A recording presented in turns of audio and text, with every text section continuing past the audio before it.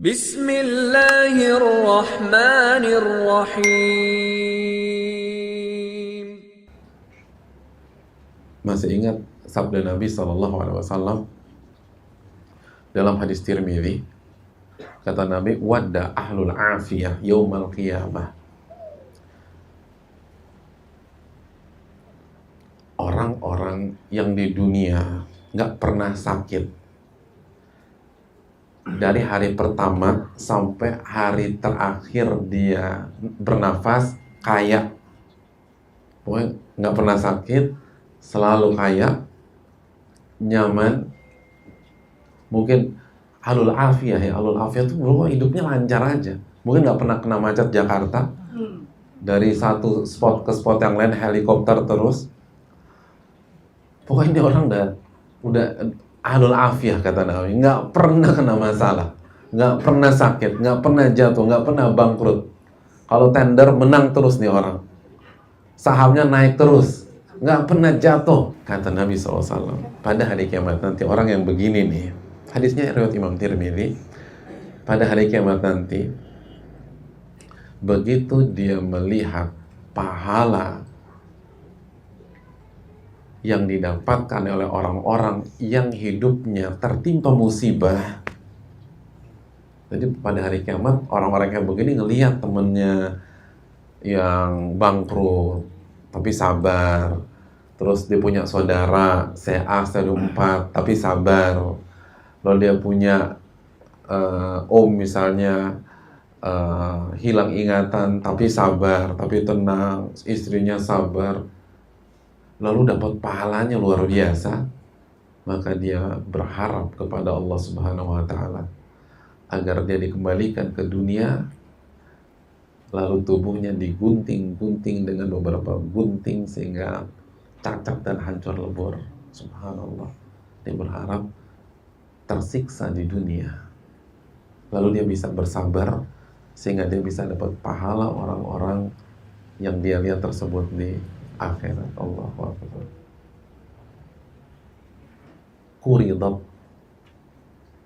kata Nabi SAW, dia berharap digunting, bukan sakit, bukan digunting, bukan bangkrut, enggak, digunting. Dia berharap itu kulitnya digunting-gunting sehingga dia bisa bersabar, karena kalau dia nggak sakit gimana dia bersabar? Digunting-gunting. Dan Nabi menggunakan kata benda jamak, plural, dengan beberapa gunting. Jadi guntingnya bukan satu gunting. Jadi ada orang yang gunting kepalanya, ada yang orang yang gunting-guntingin ruas jarinya, gunting, gunting, gunting, gunting, gunting, gunting, gunting. Ada orang gunting jempolnya, ada orang gunting pahanya. Lalu dia bersabar sehingga dia bisa dapetin pahala. Allah Ta'ala, subhanallah. Hadirin yang dirahmati, pahalanya gede banget, pahalanya luar biasa. Makanya keterlaluan kalau orang itu buruk sangka dengan Allah ketika dia dikasih takdir yang tidak sesuai dengan keinginannya. Itu pahala begitu sampai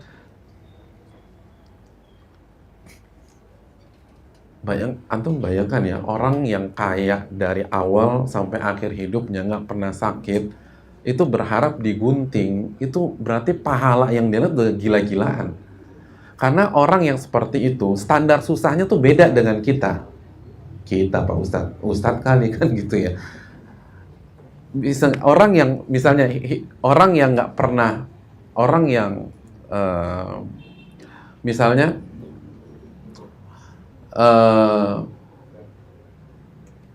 tinggal di daerah, kalau Jakarta misalnya di daerah Tanah Tinggi, atau di daerah Cilincing, atau di bantaran kali, atau di bawah kolong jembatan, lalu naik haji, lalu tinggal di tenda haji, itu bagi mereka mungkin itu udah mewah, udah keren banget nih, alhamdulillah dapat tenda.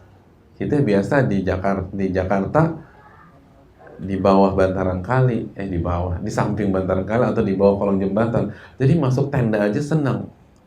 Padahal teman setendanya yang hidupnya berkecukupan tuh nggak bisa tidur tuh di tenda Mina, karena standar itu udah sengsara bagi dia. Jadi dia belum dikulitin loh ya, belum dibakar, belum digunting, baru disuruh tidur di Mina dengan derajat 50 derajat, lalu AC-nya nggak dingin, lalu nggak ada spring bed, nggak ada king coil, itu sengsara. Lalu ngantri toiletnya harus yang 5-6 orang, itu sengsara tuh. Sengsara dia merasa tersiksa. Karena nggak pernah ngerasain. Nah, saya kembali ke hadis tadi. Ini orang yang nggak pernah susah, itu ekspektasinya, harapannya itu langsung digunting-gunting sekujur tubuhnya. Allahu Akbar. Digunting-gunting sekujur tubuhnya. Itu bisa kepikiran ke sana loh. Padahal orang yang sekaya itu nggak akan kepikiran. Saya ngajak salah satu jamaah yang hidupnya berkecukupan, itu saya ajak ikut kajian di penjara, di salah satu penjara di Jakarta. Itu benar-benar sesuatu banget bagi dia. Ya Allah, ternyata ada ya hidup di belenggu kayak begini, Ustaz. Berarti saya tuh beruntung banget ya. Ya iya Bu, banyak. Ini baru satu spot, nanti kita jalan-jalan lagi. Jadi dia pikir tuh ya apa namanya, hidupnya misalnya segitiga emas SCBD aja gitu. Pokoknya ya dunia tuh begitu, enak-enak semua. Jadi begitu masuk yang belenggu, yang di penjara, yang kesian, yang ada yang dibully dan seterusnya. Kesian ya Ustaz. Iya. Nah orang ini berharap digunting-gunting. Itu berarti pahalanya luar biasa. Pahalanya nggak bisa dibayangkan. Pantaskah kita suudzon dengan Allah, buruk sangka dengan Allah ketika Allah kasih kita kesulitan? Dan yang Allah kasih, hadirin, nggak seberapa.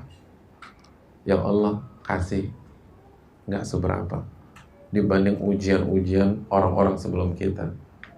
Walhamdulillah.